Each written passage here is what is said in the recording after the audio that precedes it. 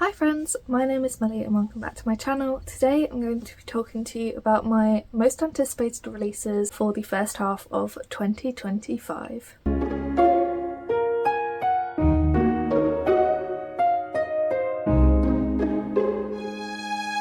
So I feel like 2025 is lining up to be such a good year for book releases. There are so many books that I'm so excited for.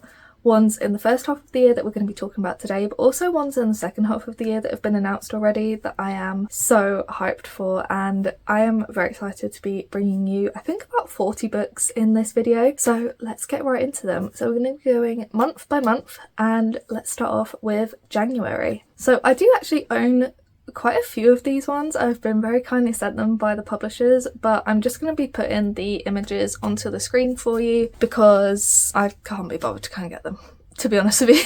And you can see the covers better than like the ones on the proofs. So we are starting off with A Language of Dragons by S.F. Williamson, and this is coming out on the 7th of January or the 2nd of January, one of those. I don't know which one, Goodreads is not telling me. But this is basically Bletchley Park with dragons. London 1923. Dragons soar through the skies and protests erupt on the streets, but Vivian Featherswallow isn't worried. She's going to follow the rules, get an internship studying dragon languages, and make sure her little sister never has to risk growing up third class. By midnight, Viv has started a civil war. With her parents arrested and her sister missing, all the safety Viv has worked for is collapsing around her. So when a lifeline is offered in the form of a mysterious job, she grabs it. Arriving at Bletchley Park, Viv discovers that she's been recruited as a code breaker helping the war effort. If she succeeds, she and her family can all go home again. If she doesn't, they'll all die. At first, Viv believes that her challenge of discovering the secrets of a hidden dragon language is doable.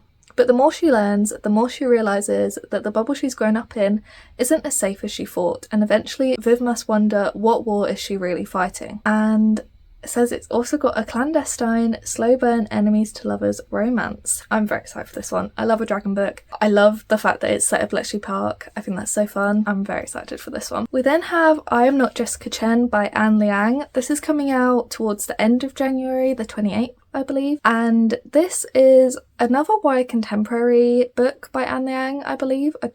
It might be adult, I'm not sure, but it is also got a little bit of magical realism in it because, and I will tell you why, after getting rejected by every single Ivy League she applied to and falling short of all her Asian immigrant parents' expectations, 17-year-old Jenna Chen makes a wish to become her smarter, infinitely more successful, Harvard-bound cousin Jessica Chen, only for her wish to come true.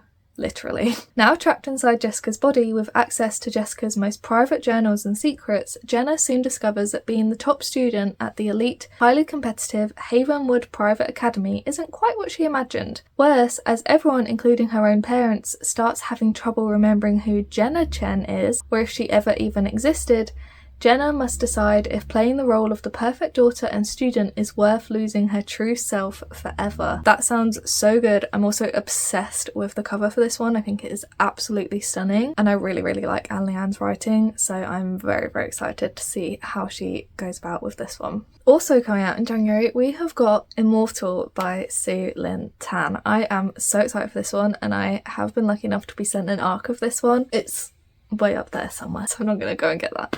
But this is coming out early in January, I believe the 7th of January, and this is a standalone romantic fantasy set in the world of Daughter of the Moon Goddess, but following different characters, and I'm so excited for this one. I feel like a lot of people are as well. As the heir to Tianxia, Lian knows she must ascend the throne and renew her kingdom's pledge to serve the immortals who once protected them from a vicious enemy.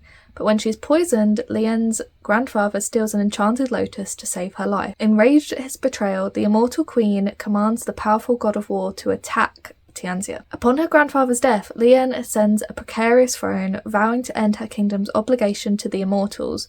When she's summoned to the immortal realm, she seizes the opportunity to learn their secrets and to form a tenuous alliance to safeguard her people, all with the one she should fear and mistrust the most, the ruthless god of war. As they are drawn together, a treacherous attraction ignites between them, one she has to resist to not endanger all she is fighting for. But with darker forces closing in around them and her kingdom plunged into peril, Lian must risk everything to save her people from an unspeakable fate, even if it means forging a dangerous bond with the immortal, even if it means losing her heart. I am so excited for this. I loved Daughter of the Moon Goddess so much. I love Sulin Tan. I'm very excited. I know a lot of people are really excited for this one as well, and I feel like it is going to be so big and on so many people's anticipated releases lists. The next one that I've got is A Sea of Unspoken Things by Adrian Young. This is also coming out on the 7th of January, I believe, and Adrian Young is the author of a lot of books, a lot of YA fantasy books, but also of Spells for Forgetting and The Unmaking of June Farrow, both of which I really enjoyed.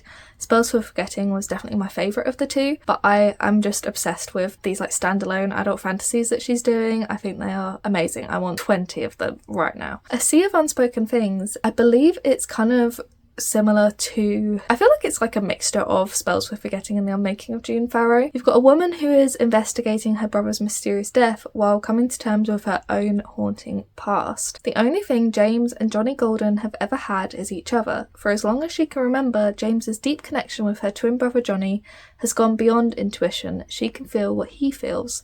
So when Johnny is killed in a tragic accident, James knows before her phone even rings that her brother is gone, and she's alone, truly alone, for the first time in her life. When James arrives in the rural town of Hawthorne, California, to settle her brother's affairs, she's forced to rehash the ominous past she and Johnny shared and finally face Micah, the only person who knows about it. He's also the only man she's ever loved. But James soon discovers that the strange connection she had with Johnny isn't quite gone, and the more she immerses herself into his world, the more questions she has about the brother she thought she knew.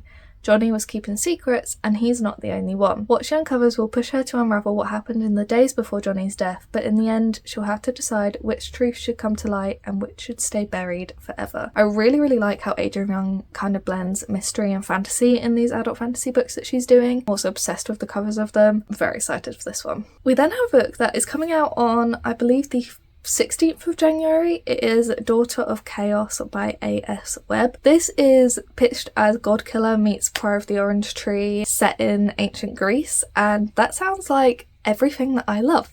So I am very excited for this one. I believe it's an adult fantasy, not a YA fantasy, but I'm very excited. For mortals to rise, the gods must fall. In ancient Greece, the 12 gods demand the ultimate tribute: food, treasure, even human sacrifice.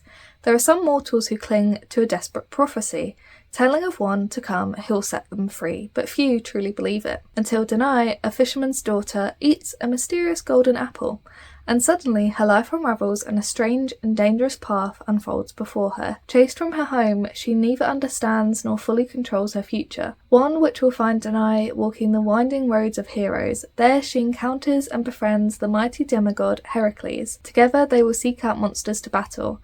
But Danae's destiny is not to fight beasts. She will hunt the gods, she will drag them screaming from Olympus. I am so excited for this. I think it sounds so much fun. I love anything to do with Greek mythology. I'm obsessed with the cover, once again. You can tell I very much choose my anticipated releases based on covers that I love. This sounds so good. We then have an adult horror book which is coming out on the 7th of January called Bat Eater by Kylie Lee Baker. Kylie Lee Baker is the author of The Keeper of Night and The Scarlet Alchemist, two duologies which I have not read but seem to be quite well loved. And this one is her first horror book, also her first adult book, I believe. And you're following Cora Zheng, who is a crime scene cleaner washing away the remains of brutal murders and suicides in Chinatown. The bloody messes don't bother her, not when she's already witnessed the most horrific thing possible, her sister being pushed in front of a train. Before fleeing the scene, the murderer whispered two words: Bat Eater. My god. Months pass, the killer is never caught, and Cora can barely keep herself together. She pushes away all feelings, disregards the bite marks that appear on her coffee table, and won't take her aunt's advice to prepare for the Hungry Ghost Festival when the gates of hell open. Cora tries to ignore the rising dread in her stomach, even when she and her weird co-workers begin finding bat carcasses at their crime scene cleanups. But Cora can't ignore the fact that all their recent cleanups have been the bodies of East Asian women. Soon Cora will learn you can't just ignore hungry ghosts. That sounds so good, so creepy. I've got like chills just from reading that synopsis. I'm so excited for that one. I'm very confused because I believe it's coming out in January in the UK, but it might be coming out in April in the US, so I don't really know. I'm going off of the Waterstones release date, which says January, so we're going to go with that. We then have a magical realism book coming out on the 14th of January, which is called Water Moon by Samantha Soto Yambao, and I am once again obsessed with the cover. This is about a woman who inherits a pawn shop where you can sell your regrets. On a back street in Tokyo lies a pawn shop, but not everyone can find it. Most will see a cozy ramen restaurant, and only the chosen ones, those who are lost, will find a place to pawn their life choices and deepest regrets. Hana Ishikawa wakes on her first morning as the pawn shop's new owner to find it ransacked, the shop's most precious acquisitions stolen, and her father missing. And then into the shop stumbles a charming stranger, quite unlike its other customers, for he offers help instead of seeking it. Together they must journey through a mystical world to find Hannah's father and the stolen choice, by way of rain puddles, rides on paper cranes, the bridge between midnight and morning, and a night market in the clouds. But as they get closer to the truth, Hannah must reveal a secret of her own and risk making a choice that she will never be able to take back. Oh my god, that sounds so good. I love the sound of that. I love a little magical realism book. I love the way it's saying like rain puddles and the bridge between midnight and morning. Like that just gives me goosebumps, the sort of idea of that. I'm very excited, and it's got like a little mystery aspect as well, which is very fun. Okay, so we are now moving on to February's book releases. So we're starting off with what I imagine is pretty much everyone's most anticipated release of February, and I have an arc of it, guys.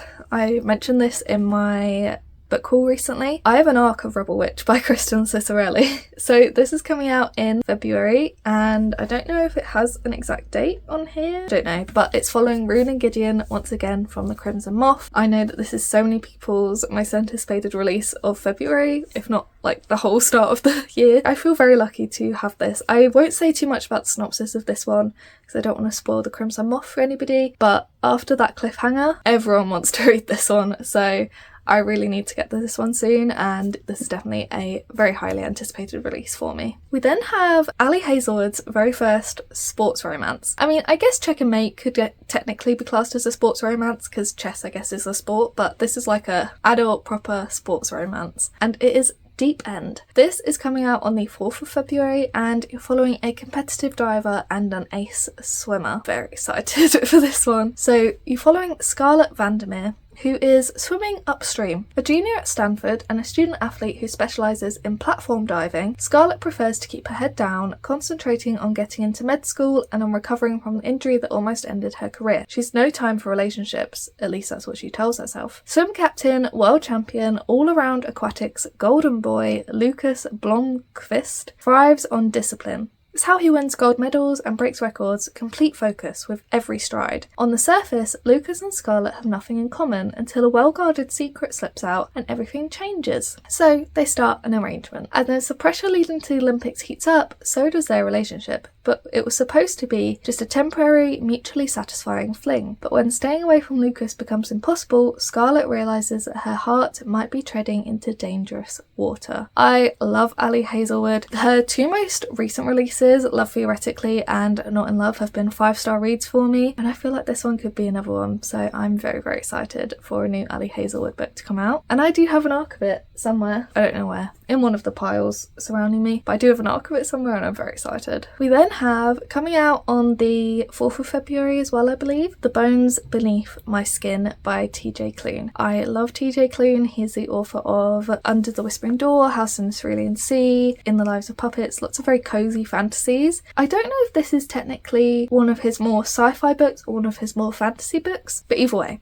I'm very excited for this. So in the spring of 1995, Nate Cartwright has lost everything. His parents are dead, his older brother wants nothing to do with him, and he's been fired from his job as a journalist in Washington, D.C. With nothing left to lose, he returns to his family's summer cabin outside the small mountain town of Roseland, Oregon, to try and find some sense of direction. The cabin should be empty. It's not. Inside is a man named Alex, and with him is an extraordinary little girl who calls herself Artemis Darth Vader. Artemis, who isn't exactly as she appears. Soon it becomes clear that Nate must make a choice. Let himself drown in the memories of his past, or fight for a future he never thought possible possible, because the girl is special and forces are descending upon them who want nothing more than to control her. It sounds so cute. Love a good cozy fantasy from TJ Klune. I love the humour that he puts into his books as well. I think this is going to be really, really good. We then have got the third and I believe final book in the Emily Wilde series. It is Emily Wilde's Compendium of Lost Tales by Heather Fawcett. This is coming out on the 11th of February, I believe, and the first book was Emily Wilde's Encyclopedia of Fairies, which was following Emily Wilde, a professor who is trying to catalogue all of the fairies in the world, and her sort of partner in crime, I guess, who also gets on her nerves, Wendell Bambleby, who is all not what he seems, and it's such a lovely, whimsical little fantasy book. I also really, really enjoyed the second book, Emily Wilde's Map of the Otherlands. I believe this is going to be the final one, and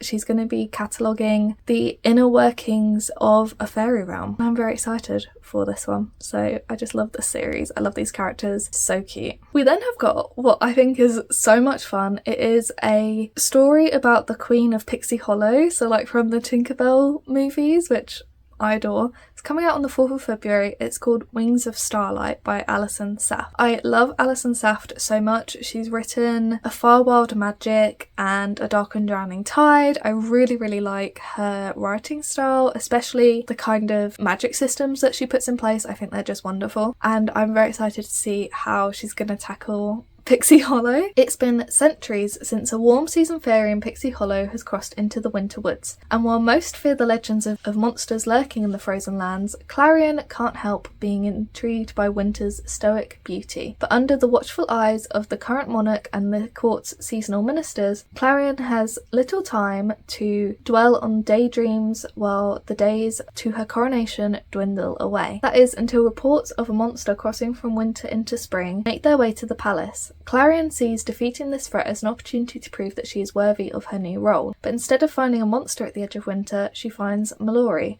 a young guardian of the winter woods. Together they form an unlikely bond as they race to save their lands. But as their alliance warms to something more, they will discover there is a reason a warm season fairy and a winter fairy must not be together, and the cost could be just as deadly as the monsters that prowl the winter woods. Discover the origin of the sweeping, star-crossed romance between the Queen of Pixie Hollow and the Lord of the Winter Woods. It sounds so cute. Love anything to do with Tinkerbell. It's just adorable, just so lovely. And I love Alison Saft, so this is a great mix for me. We then have got a book in the start of a new series by B.K. Borison. It is called First Time Caller, and B.K. Borison is the author of the Lovelight series, which is a quartet of romance books. Got Lovelight Farms. They're sort of set across the seasons, I believe. Haven't read any of them yet, but I am planning to read Lovelight Farms in December, so maybe by the time this video goes up I'll have read it, and I'm really excited. I know this is on a lot of people's most anticipated releases lists, and this is coming out on the 11th of February, and it is a Sleepless in Seattle inspired love story, which I am obsessed with. Aidan Valentine has a secret. He's fallen out of love with love. And as the host of Baltimore's romance hotline, that's a bit of a problem. But when a young girl calls into the station asking for dating advice for her mum, the interview goes viral, thrusting Aidan and Heartstrings into the limelight. Lucy Stone thought that she was doing just fine. She has a good job, an incredible family, and a smart, slightly devious kid.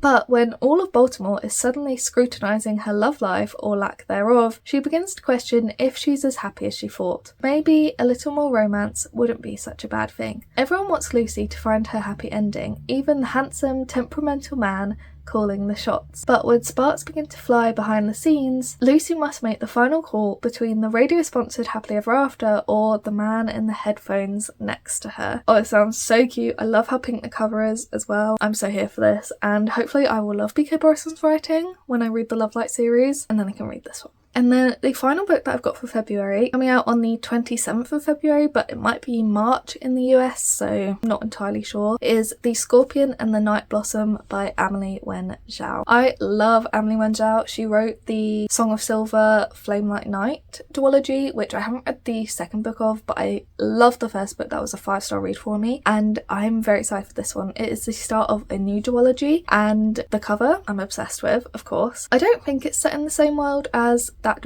as the first duology, but I don't know. 9 years ago, the war between the Kingdom of Night and the Kingdom of Rivers tore An Ying's family apart, leaving her mother barely alive and a baby sister to fend for. Now the mortal realm is falling into eternal night, and Mo, beautiful, ravenous demons roam the land, feasting on the flesh of humans and drinking their souls. An Ying is no longer a helpless child though. Armed with her crescent blades and trained in the ancient art of practitioning, she's decided to enter the immortality trials, which are open to any mortal who can survive the journey to the immortal realm. Those who complete the trials are granted a pill of eternal life, the one thing An Ying knows can heal her dying mother. But to attain the prize, she must survive the competition. Death is common in the trials, yet oddly, An Ying finds that someone is helping her stay alive, a rival contestant. Powerful and handsome, Yu Chen is as secretive about his past as he is about his motives for protecting An Ying. The longer she survives the trials, the clearer it becomes that all is not right in the immortal realm. To save her mother and herself, An Ying will need to figure out whether she can truly trust the stranger she's falling for, or if he's the most dangerous player of all, for herself and for all the realms. I'm obsessed with this. I love Amelie Wengel's writing style. I think this is going to be absolutely gorgeous and just amazing. Very excited. Okay, so let's move on to March's releases now. And we're starting off with one that I'm not sure if it's coming out in February or in March. This on Goodreads, it says the 4th of March, but don't quote me on it. I don't know. I'm putting it in March anyway. It is Our Infinite Fates by Laura Steven. I know this is on so many people's anticipated releases of the year's list. I am so excited for this one. It's inspired by Taylor Swift's song Exile, which is one of my favourite songs ever. And it's basically about these two people who've loved each other in every lifetime, but have killed each other in every one, which is just the most incredible concept, I think. So you're following Evelyn, or Branwen Blythe, who can remember all of her past lives. She can also remember that in every single one she's been murdered before her 18th birthday. The problem is that she's quite fond of the one she's in now, and more importantly, her sister needs her for bone marrow transplants to stay alive. So now she has to find the centuries-old enemy who hunts her through each life and destroy them forever, but also to figure out why she's being hunted in the first place and try quite hard not to fall in love with them again. I'm so excited for this one. Sounds amazing. Love the concept. I feel like this is going to be 5 stars for me. Then, of course, we've got the book that I know we are all waiting for very eagerly. It is Sunrise on the Reaping by Suzanne Collins. This is a prequel to the Hunger Games trilogy, which obviously is one of my favourite series of all time. And this is following Haymitch's Games. I'm so excited for this one. I know I'm going to be reading this like the day it comes out, which is the 18th of March. And it just looks incredible. So it is about the 50th annual Hunger Games, which is Haymitch's Games when double the amount of tributes were sent in. And Haymitch is trying not to think too hard about his chances. All he cares about is making it through the day and being with the girl he loves. When his name is called, he can feel all his dreams break. He's torn from his family and his love, shuttled to the capital with the 3 other District 12 tributes. A young friend who's nearly a sister to him, a compulsive odds maker, and the most stuck-up girl in town. As the games begin, Haymitch understands that he's been set up to fail, but there's something in him that wants to fight and have that fight reverberate far beyond the deadly arena. I know I'm assuming we're all obsessed with the Hunger Games. Very excited for this, very excited for the film that's going to come out about it as well. I'm so excited for this book. Then on the 4th of March, we have got what I am so excited to read. It is Fable for the End of the World by Ava Reid. Now, as we know, I love Ava Reid. Studying Drowning is one of my favourite books of all time, and this one just sounds like it's going to be so for me. Speaking of the Hunger Games, this is The Last of Us meets The Hunger Games in a standalone dystopian romance. By encouraging massive accumulations of debt from its underclass, a single corporation, Kairos, controls all aspects of society. Inessa lives with her brother in a half-sunken town where they scrape by running a taxidermy shop. Unbeknownst to Inessa, their cruel and indolent mother has accrued an enormous debt, enough to qualify one of her children for Kairos' live-streamed assassination, the Lamb's Gauntlet. Melinoa is a Kairos assassin, trained to track and kill the sacrificial lambs. The product of neural reconditioning and physiological alteration, she is a living weapon. Known for her cold brutality and deadly beauty, she has never failed to assassinate one of her marks. When Inessa learns that her mother has offered her as a sacrifice, rude, at first she despairs. The gauntlet is always a bloodbath for the impoverished debtors, but she's had years of practice surviving in the apocalyptic wastes, and with the help of her hunter brother, she might stand a chance of staying alive. For Melinoa, this is a game she can't afford to lose. Despite her reputation for mercilessness, she is haunted by painful flashbacks.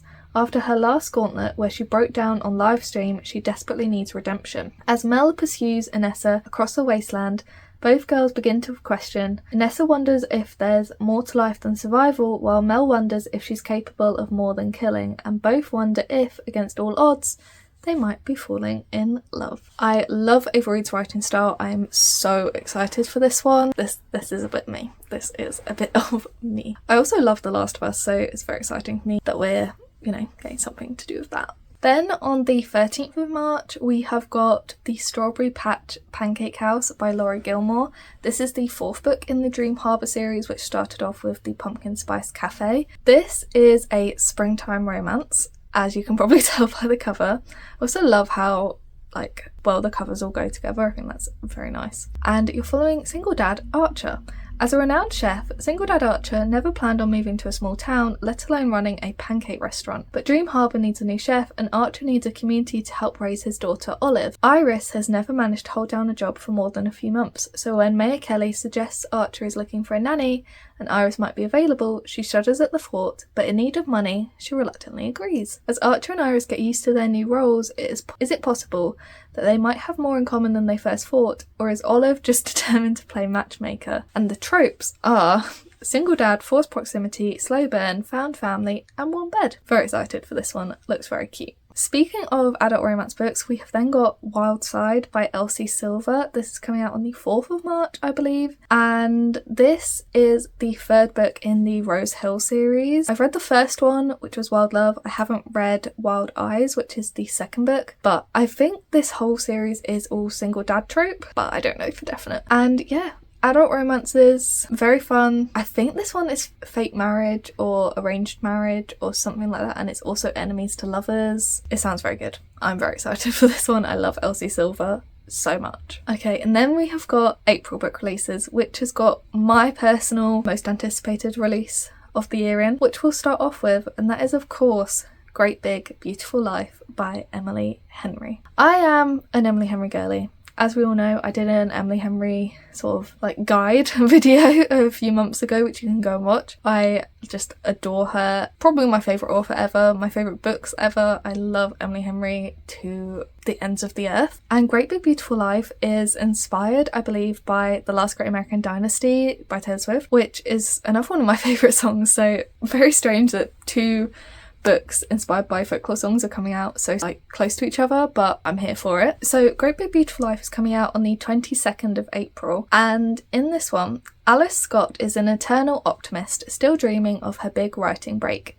Hayden Anderson is a Pulitzer Prize winning human thundercloud, and they're both on balmy Little Crescent Island for the same reason: to write the biography of a woman no one has seen in years, or at least to meet with the octogenarian who claims to be the Margaret Ives. Tragic heiress, former tabloid princess, and daughter of one of the most storied and scandalous families of the 20th century. It's kind of giving the Seven Husbands of Evelyn Hugo vibes with that as well. When Margaret invites them both for a 1-month trial period, after which she'll choose the person who'll tell her story, there are 3 things keeping Alice's head in the game. 1. Alice genuinely likes people, which means people usually like Alice, and she has a whole month to win the legendary woman over. 2. She's ready for this job and the chance to impress her perennially unimpressed family with a serious publication. 3. Hayden Anderson, who should have no reason to be concerned about losing this book, is glowering at her in a shaken to the core way that suggests he sees her as competition. But the problem is, Margaret is only giving each of them pieces of her story, pieces they can't swap to put together because of an ironclad NDA, and an inconvenient yearning pulsing between them every time they're in the same room. And it's becoming abundantly clear that their story, just like the tale Margaret's spinning, could be a mystery, tragedy, or love ballad, depending on who's telling it. I'm so excited for a new Emily Henry. I need it in my life. I have been craving a new Emily Henry book since I read Funny Story. Give it to me now, please. I'm so excited. My legs are going dead, so I'm just gonna go down and then move you down because I cannot feel my legs. That's better. I can actually feel my legs now.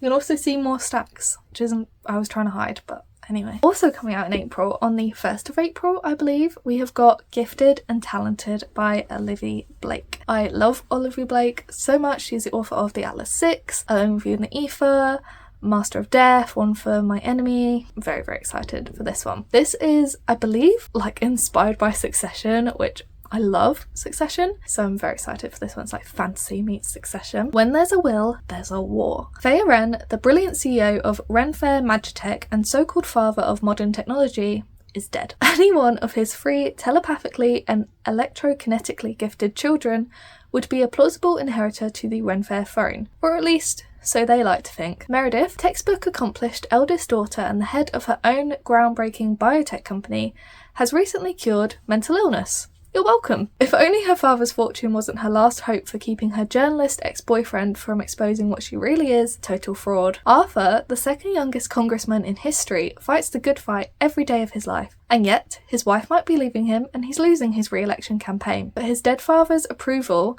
in the form of a seat on the Renfair throne, might just turn his sinking ship around. Alid, once the world's most famous ballerina, has spent the last 5 years as a run-of-the-mill marketing executive at her father's company after a life-altering injury put an end to her prodigious career. She might be lacking in accolades compared to her siblings, but if her father left her everything, it would finally validate her worth by confirming that she'd been his favourite all along. On the pipeline of gifted kid to clinically depressed adult, nobody wins, but which Ren will come out on top. This sounds like so much fun. I really love the humour that Olivia Blake has put into that synopsis as well. Like, it sounds like it's going to be a very funny book as well as being quite intense.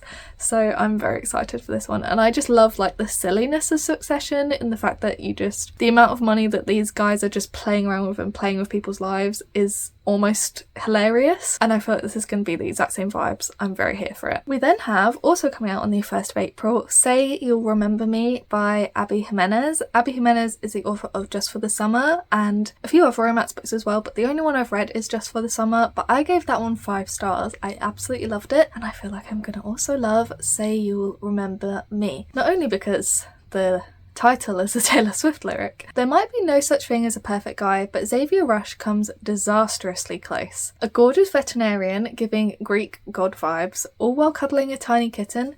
Immediately yes. That is until Xavier opens his mouth and proves that even sculpted gods can say the absolute wrong thing. Like, really wrong. Of course, there's nothing Samantha loves more than proving an asshole wrong, unless of course he can admit he made a mistake. But after one incredibly and seemingly endless date, possibly the best in living history, Samantha is forced to admit the truth that her family is in crisis and any kind of relationship would be impossible. Samantha begs Xavier to forget her, to remember their night together as a perfect moment, as crushing as that may be. Only no amount of distance or time is nearly enough to forget that something between them. And the only thing better than one single perfect memory is to make a life, and even a love, worth remembering. I'm obsessed with that synopsis. That sounds so good. I love Abby Jimenez's writing style. I love the emotion that she put into Just for the Summer as well, and I feel like there's going to be a lot of emotion put into this one. I'm so here for this. Then, also coming out on the 1st of April, is Vera Wong's Guide to Snooping on a Dead Man by Jessie Q. Sutanto. This is the sequel to Vera Wong's Unsolicited Advice for Murderers, which is a cozy adult mystery that I really, really liked. You followed this, I think she was in like her 60s or 70s, this old woman who owns a tea shop, and she just meddles in her son's life, but then one day she comes downstairs and discovers a man is dead on the floor of her tea shop, and she decides she's going to take it upon herself to work out what happened to him to solve the mystery, despite the police telling her very much to not do that. And it's so funny, it's so cute and cozy. I absolutely loved it. And this one, she's back meddling, and I love it. Best of all, her son has a girlfriend in this one, so obviously she's going to be meddling in that. I think this one is about a missing person, but also a murder, and this one I think is a bit more high-flying. There's like private jets and fabulous parties and stuff, and I'm just very excited. I love Vera Wong. Such a good character. It's just so cute. Then on the 15th of April, we've got Wild and Wrangled by Lila Sage. This is the 4th and final book, I believe, in the Rebel Blue Ranch series, which started off with Done and Dusted. I read the first 2 books in the series, Done and Dusted and Swift and Saddled. literally back to back in the same day as part of a 24-hour readathon. I absolutely love them. I haven't read the third book, which has just come out, Lost and Lassoed, yet, but I'm very excited for that one. And this one is, I think it's like second chance romance, this one. I'm not going to say the synopsis or who's it about because that would be spoilers for the series, but I have known since like the first book that the woman, the female character, is going to have her own book, but I wasn't really sure how it's going to play out because of her situation in the first two books, but I'm very excited. I really cannot wait to see how this one's going to play out, and I think this is probably my favourite cover of the whole series. They have such gorgeous covers in the series, but I think this one is my favourite, and I'm very excited for this. I love Lila Sage's writing so much, and I love the chemistry she creates between her characters. I'm very here for this. We then have The Shadow Bride by Shelby McEwen. It's coming out on the 10th of April, and it is the conclusion to the Scarlet Veil duology, which is a duology set in the world of the Serpent and Dove trilogy, and it follows vampires. I read the first book as an arc a couple months before it actually came out, so I've been waiting for the sequel for so long, it feels like, and I am so ready to find out what happens to these characters. Obviously, I can't really tell you much about The Shadow Bride because it would spoil The Scarlet Veil, but it involves witches and vampires, and the main character, she's very underestimated by all the people around her, but she's so strong and resilient, and I loved her, and I loved the romance that's involved in this as well. There's such good chemistry. After the way that the first book ended, I've been so ready for the sequel. I am so excited to read this one. And then finally coming out on the 8th of April, we have got The Wind Weaver by Julie Johnson, which has got one of the most stunning covers I've ever seen. And this is the start of a trilogy or duology, I believe, start of a series. And in this one, fear of magic or magic plagues war-torn Anvin. I can't pronounce any of these words. Halflings like Rhea Fleetwood are killed on sight, but Rhea's execution is interrupted by an unexpected saviour, one far more terrifying than her would-be killers, the mysterious and mercenary Commander Scythe. In the clutches of this new enemy, Rhea finds herself fighting for her life in the barren reaches of the Northlands. Yet the further she gets from home, the more she learns that nothing is as it seems, not her fearsome captor, not the blight that ravages her dying realm, not even herself. For Rhea is no ordinary halfling. The strange birthmark on her chest and the wind she instinctively calls forth means she is a remnant, one of 4 souls scattered across Anvin, fated to restore the balance of magic or die trying. But mastering the power inside her is only the beginning. Desire for the commander, a man she can never trust, a man with plans of his own, burns just as fiercely as the tempests beating against her ribcage for release. Rhea must choose, smother the flames or let them consume her. Sounds very fun, very good. I love the sound. I think it's a romantasy. I love anything to do with like an ancient prophecy and very interesting magic system with wind as well. I'm here for this. And then we are now moving on to the May book releases, which also has some very highly anticipated releases for me, including One Golden Summer by Carly Fortune. So it's coming out on the 6th of May, and Carly Fortune is the author of Every Summer After, Meet Me at the Lake, and This Summer Will Be Different. I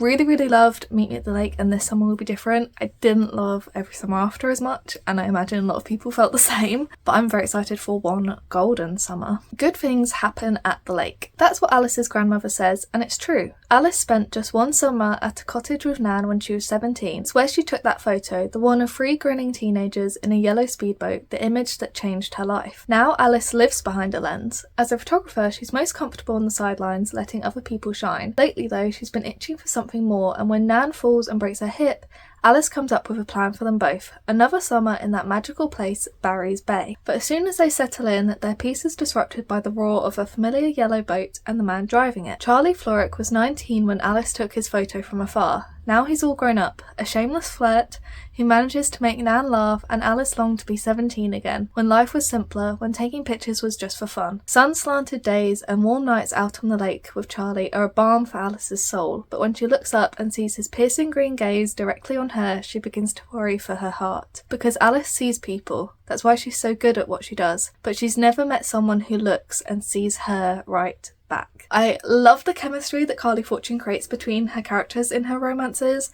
and I also love how you feel so immersed into the settings. She's really good at writing her settings, so I'm very excited for this one. Perfect summer read, I feel. We then have got, coming out on the 6th of May as well, is What Happens in Amsterdam by Rachel Lynn Solomon. Now, Rachel Lynn Solomon is the author of Business or Pleasure, which I absolutely loved. She is also the author of Weather Girl, which I didn't love as much, but this one sounds so good. And also the cover, a moment for the cover please. Amazing. So this falling in love with your husband is anything but convenient. Danny Dorfman has somehow made it to her 30s without knowing what she wants to do with her life. So when an office romance ends poorly and gets her fired, she applies for a job in Amsterdam, idly dreaming of escaping the mess she's created but never imagining she'll actually get it.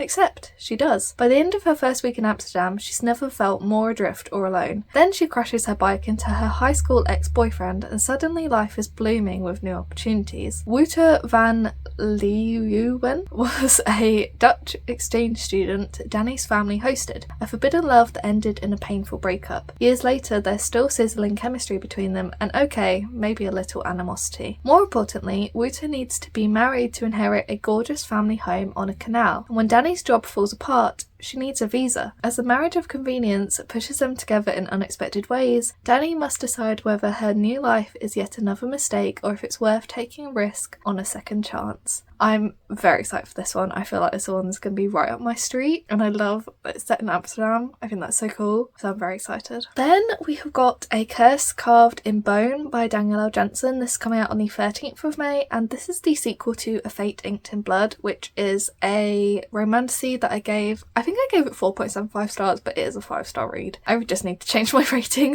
at some point. And it's a Norse mythology inspired romantasy about this girl who is a shield maiden, and she's married off to this chief, but she ends up falling in love, like having feelings for his son, and it's so good. Absolute top tier. Curse Carved in Bone is the conclusion to the duology, and after the cliffhanger and the betrayals and stuff that happened in the first book, I'm scared. I'm very excited, and I feel like A Fate Inked in Blood had quite mixed reviews, but I loved it, so this is highly anticipated for me. Then, coming out on the 20th of May, we've got The Night and the Moth by Rachel Gillig. So Rachel Gillig is the author of One Dark Window, and is it Two Twisted Crowns? That duology. I haven't read it, but so many people love it, so I think I will also love it. And this is the start of the Stonewater Kingdom series, which sounds like an amazing title for a series. It is a romantasy, and it is a gothic, mist-cloaked tale of a prophetess who is forced beyond the safety of her cloister on an impossible quest to defeat the gods with the one knight whose future is beyond her sight. Sybil Delling has spent 9 years dreaming of having no dreams at all. Like the other foundling girls who traded a decade of service for a home in the great cathedral, Sybil is a diviner. In her dreams, she receives visions from 6 unearthly figures known as omens. From them, she can predict terrible things before they occur, and lords and common folk alike travel across the kingdom of Traum's windswept moors to learn their futures by her dreams. Just as she and her sister diviners near the end of their service,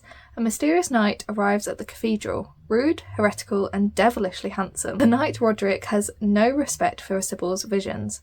But when Sybil's fellow diviners begin to vanish one by one, she has no choice but to seek his help in finding them. From the world outside, the cathedral's cloister is wrought with peril. Only the gods have the answers she's seeking, and as much as she'd rather avoid Roderick's dark eyes and sharp tongue, only a heretic can defeat a god. Sounds amazing. I love the sound of that. Then we have got a romance coming out on the 13th of May, and it is Dream On, Ramona Riley by Ashley Herring Blake. I love Ashley Herring Blake's books. She's the author of Delilah Green Doesn't Care, which is right there. And I love this trilogy that she did, and I'm very excited for a new romance from her. So, once upon a time, Ramona Riley was a student at a prestigious art school with dreams of landing in Hollywood as a costume designer to the stars. But after her father's car accident, she had to quit and return to her small New Hampshire town, Clover Lake, to help take care of her younger sister. 12 years later, Ramona is still working at the town's cafe, all but given up on her dream. But when a big-budget romantic comedy comes to Clover Lake to film, she wonders if this could be her chance. There's only one problem. Dylan Monroe, her first kiss and Hollywood's favourite wild child, is the star. Dylan Monroe has always lived an unconventional life, having famous rock icons for parents, but she wants to prove that she's not some chaotic, talentless nepo baby, that she's actual skills, that she's just a normal person. To do that, Dylan takes on a project at a charming lake town. She even works at the town's cafe, very quaint, shadowing a local waitress there, very cute and asks her to take Dylan around to do normal people things. But Dylan soon realises it's not just some small town waitress she's getting to know. Ramona Riley is someone she's met before, someone who remembers her even more vividly. Before long, however, reality hits them and both women must decide if the spark between them can fan the flames of their individual dreams or if it will extinguish their light. I love Ashley Herring Blake's romances, I love the cover, very excited. Okay, and then the last one that I've got for May, I don't know if it's gonna actually come out in May because I can't find a cover for it. It's been saying it's going to come out for like a good few years at this point, and then it just keeps getting pushed back. But it's listed on the Waterstones website as coming out in May, and that is Silverborn by Jessica Townsend, the 4th book in the Nevermore series. And I love Nevermore. It's a middle grade fantasy series that I think is just absolutely wonderful. It is so gorgeous and I love the characters and I love the world, and I'm desperate for another book in this series, but Silverborn just keeps being pushed back and pushed back. But maybe it'll come out in May, so I'm including it just in case, but I don't know for definite. Okay, and then moving on to June. So this is the final month that I'm going to be including in this video, and to start off with we have got Atmosphere by Taylor Jenkins Reid. So this is, I believe, coming out on the 3rd of June, and this is an epic novel set against the backdrop of the 1980s space shuttle program and the extraordinary lengths we go to live and love beyond our limits. In the summer of 1980, astrophysics professor Joan Goodwin begins training to be an astronaut at Houston's Johnson Space Center, alongside an exceptional group of fellow candidates: Top Gun pilots Hank Redmond and John Griffin, mission specialist Lydia Danes, warm-hearted Donna Fitzgerald, and Vanessa Ford, the magnetic and mysterious aeronautical engineer. As the new astronauts prepare for their first flights, Joan finds a passion and a love she never imagined, and begins to question everything she believes about her place in the observable universe. Then, in December of 1984, on mission STS-LR9, everything changes in an instant. I love the sound of this. I think it is going to be absolutely gorgeous. Very excited. I just also love the cover. I've never read a book, I don't think, about space shuttles or astronauts or anything like that, so I feel this is going to be very cool. Then on the 10th of June, we've got Six Wild Crowns by Holly Race, and I think this is going to be really cool. It's pitched as like Pride of the Orange Tree meets House of the Dragon, but I think it's also inspired by, or is a retelling, like a fancy retelling of Henry VIII, which just sounds like an amazing mixture of things. So the king has been appointed by God to marry 6 queens. Those 6 queens are all that stand between the kingdom of Elben and ruin, or so we have been told. Each queen vies for attention. Clever, ambitious Boleyn is determined to be Henry's favourite, and if she must incite a war to win Henry over, so be it. Seymour acts as spy and assassin in a court teeming with dragons, backstabbing courtiers, and strange magic. But when she and Boleyn become the unlikeliest of things, allies, the balance of power begins to shift. Together, they will discover an ancient, rotting magic at Elben's heart, a magic that their king will do anything to protect. Also sapphic, and everything about it just sounds like it will be incredible, so I'm very hyped for this one. Then we have finally got, in June, on the 3rd of June, a new Elizabeth Lynn book. This is A Forgery of Fate, and I feel like we've been waiting for a new Elizabeth Lynn book for a while. I don't remember when the last one came out, but so she's the author of Six Crimson Cranes and Spin the Dawn, which are inspired by Chinese mythologies, I believe, and this one is inspired by Beauty and the Beast, and it just sounds so cool. I'm also obsessed with the cover, of course. Truyan Saigas didn't choose to become a con artist, but after her father is lost at sea, it's up to her to support her mother and 2 younger sisters. A gifted art forger, True has the unique ability to paint the future, but even such magic is not enough to put her family back together again or stave off the gangsters demanding payment in blood for her mother's gambling debts. Left with few options, True agrees to a marriage contract with a mysterious dragon lord. He offers a fresh start for her mother and sisters and elusive answers about her father's disappearance. But in exchange, she must join him in his desolate undersea palace. Oh, I love that. She must assist him in a plot to infiltrate the tyrannical Dragon King's inner circle, painting a future so treasonous it could upend both the mortal and immortal realms. I love Elizabeth Lim's writing style. It's so just beautiful and lends itself so well to like fairy tale retellings. I'm very, very excited for this one, especially the fact that it's set in an undersea palace. That sounds so cool. Then on the 17th of June, we've got Sounds Like Love by Ashley Poston. Ashley Poston is the author of The 7 Year Slip and A Novel Love Story and The Dead Romantics. That's the other one. She's the author of those books. I really liked The Dead Romantics and The 7 Year Slip, but I didn't love A Novel Love Story. But this one does sound really cool, so hopefully I will get back into my Ashley Poston era with Sounds Like Love. Joni Lark is living the dream. She's one of the most coveted songwriters in LA, and she can't seem to write. There's an emptiness inside her and nothing seems to fill it. When she returns to her hometown of Vienna Shores, North Carolina, she hopes that the sand, the surf, and the concerts at the Revelry, her family's music venue, will spark her inspiration. When she gets there, nothing is how she left it. Her best friend is avoiding her, her mother's memories are fading fast, and the Revelry is closing. How can she think about writing her next song when everything is changing without her? Until she hears it. A melody in her head, lyricless and half-formed, and an alluring and addictive voice to go with it. Belonging, apparently, to a wry musician with hang-ups of his own. Surely he's a figment of her overworked imagination. But then the very real man attached to the voice shows up in Vienna Shores. He's aggravating and gruff on the outside, nothing like the sweet funny voice in Joni's head, and he has a plan. They'll finish the song haunting them both, break their connection, and hope they don't risk their hearts in the process. Because that song's stuck in their heads? Maybe it's there for a reason. I really love how Ashley Poston puts a little bit of like magical realism and fantasy into her romances. So like The 7 Year Slip, for example, involved sort of almost time travel, and this sounds so good. I love that it's talking about music, but I think it's going to be very emotional because it sounds like it's dealing a little bit with dementia as well, or Alzheimer's. So it's going to be quite an emotional read, but I think one that's going to be really, really beautiful. And then finally, because I've been talking for what feels like absolutely forever, we have got Bury Our Bones in the Midnight Soil by V.E. Schwab. It's coming out on the 10th of June, and I don't think I've ever been more excited for a V.E. Schwab book because I am so it just sounds amazing. I don't really know that much about it. The synopsis doesn't give very much away, but from what we do get, it sounds amazing. So it is a genre-defying, unforgettable novel to sink your teeth into.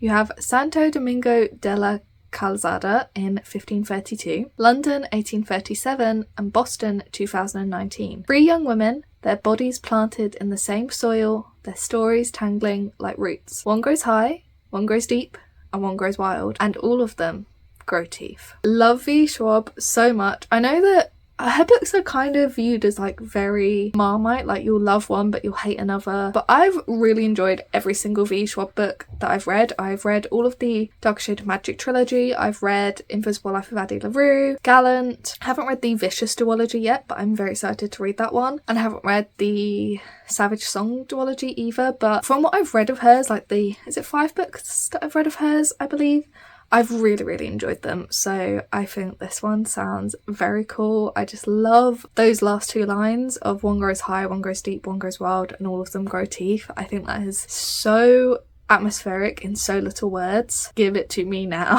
So that brings us to the end of my most anticipated releases from January to June of 2025. Obviously there could be more books announced that I'm excited for, and I've probably forgotten some, but we'll roll with it. Let me know what your most anticipated releases are for the first half of 2025. Are any of these ones your most anticipated releases? Have you read any of these yet? Have you got an arc and read any of them yet? Let me know. I hope you have a wonderful rest of your day. Like this video if you liked it, and subscribe if you wanna, and I will see you in another video soon. Bye!